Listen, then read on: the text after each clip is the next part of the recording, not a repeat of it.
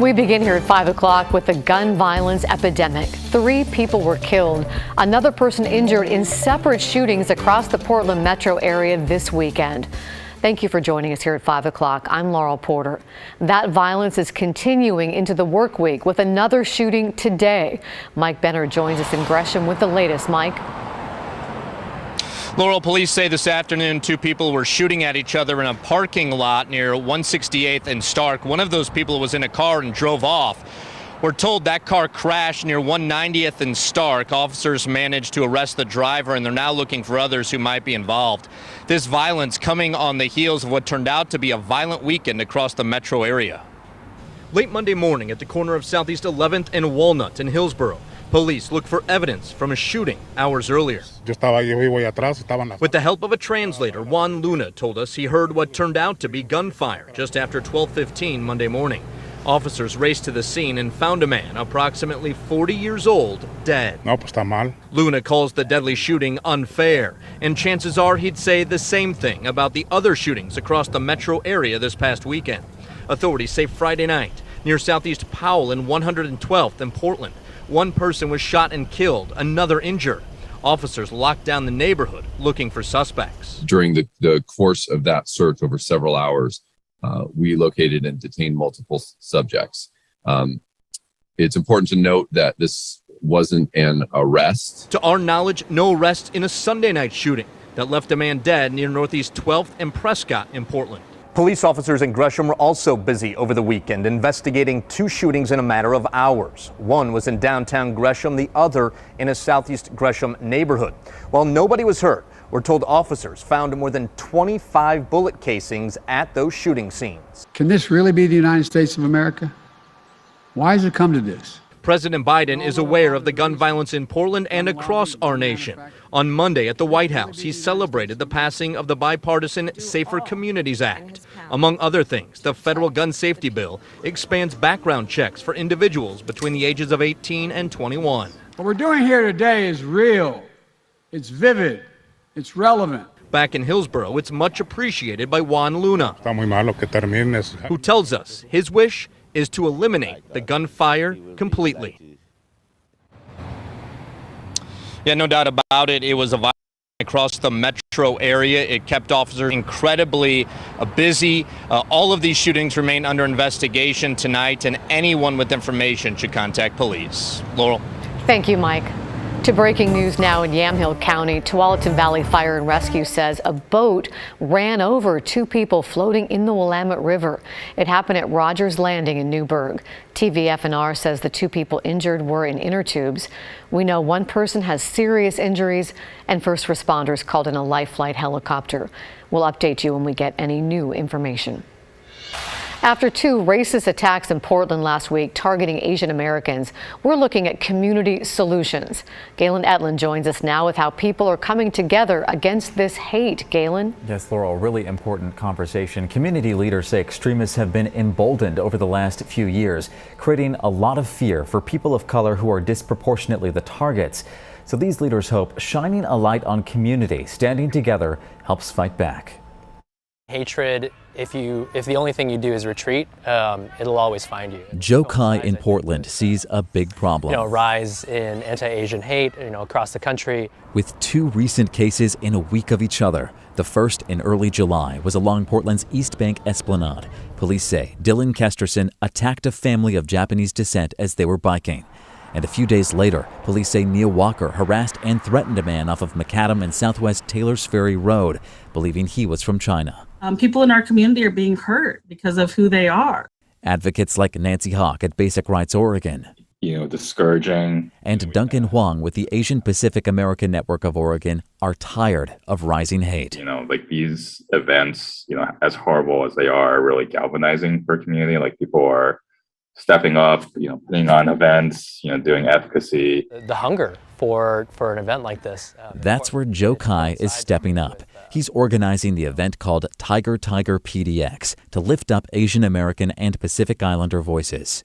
Build solidarity and heal, but also an opportunity for Portland at large to show up and practice some radical joy. Joe has 2 young kids and has followed recent bias crimes, including the one against a child and family on East Bank Esplanade. How does that feel?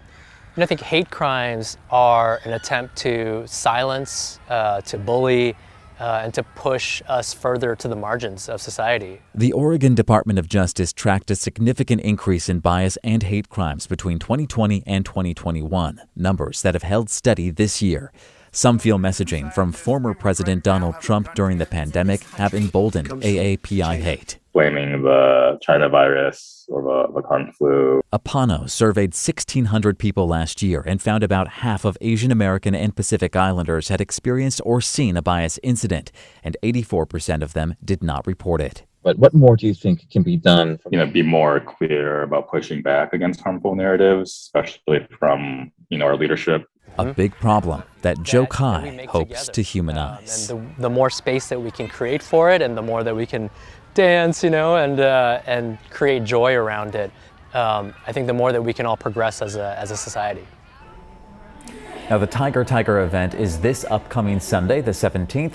It's at Fernhill Park in Northeast Portland starting at 4 and will feature art, music, and food. We'll link more info on KGW.com. Laurel?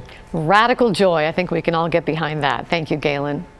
In Washington, new DNA testing and state support is helping crack cold cases and finally find justice. Attorney General Bob Ferguson says for the past couple of years, police have had access to state funding to help detectives process DNA evidence. And 3 cold cases have now been closed as a result.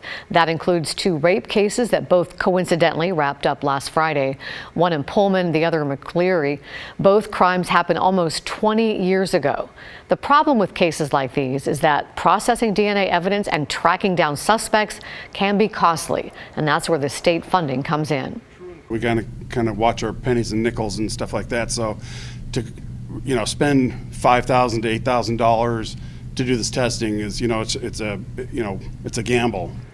Ferguson says about 24 other agencies are using these state grants as well and expects more cold cases to be solved in the coming months.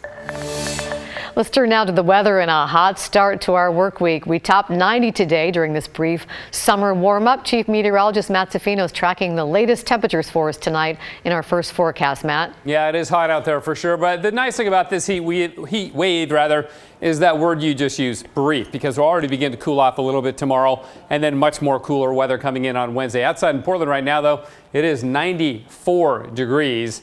That's high. It's not record high. We're still well away from the record, but it's high. Here are some of the other numbers for you. Portland topped out at 96, so that northwest wind has cooled us off a couple degrees. 98 in Troutdale ties the record for this date, but everybody else well below the record values because the records are super high in July, which I'll show you in just a minute. Check out Astoria at 80, Tillamook 84 for the high. Brookings was 83, but the wind has shifted. They're down in the 60s again right now, and it was 101 in the Dalles and 104 in the Rogue Valley down in Medford. So Portland's record for today, 104. So we're a full 8 degrees shy of that, thankfully. Astoria's record, 100. So they're 20 degrees cooler than the record. And Salem, 103, also well shy of that record for the day. So at least we didn't do that. We didn't make triple digits, nor will we. In fact, we'll be a little bit cooler tomorrow as this begins to get a little closer. That's that marine air. It'll help us out a little bit tomorrow, and then a lot more cooling after that. Laurel, back to you. I don't think any of us really want to break those records. Thank you, Matt. And speaking of the heat, burn bans will soon be in effect across Southwest Washington. Clark, Cowlitz, and Skamania counties are all implementing them together starting this Friday. And that means no open burning, and all burn permits that have already been issued will no longer be valid. Recreational campfires are only allowed in improved fire pits on designated campgrounds in forest lands. The ban will last through September 30th. For more details, visit the Clark County website. And starting today, fire season is officially in effect for all of Oregon. It had been delayed this year because of our wet spring. This is video of wildfires from previous years. The declaration means things like backyard debris burning is now banned. To check for fire restrictions in your area, go to oregon.gov/ODF. In the climate change battle, Oregon State University researchers are focusing on where we get our power and how to make it better. In the Pacific Northwest, hydropower has long been the top renewable energy source. The Columbia River Basin leads the nation in hydropower production. But that comes with downsides for rivers, fish, and other habitats. Part of OSU's research is to revisit hydropower plants and make storage improvements as the grid receives more power from solar and wind. And see what we can do to make them more flexible so that they play well together, and we leverage that capacity with some of the modern sources that we have by using some storage that we call supercapacitors.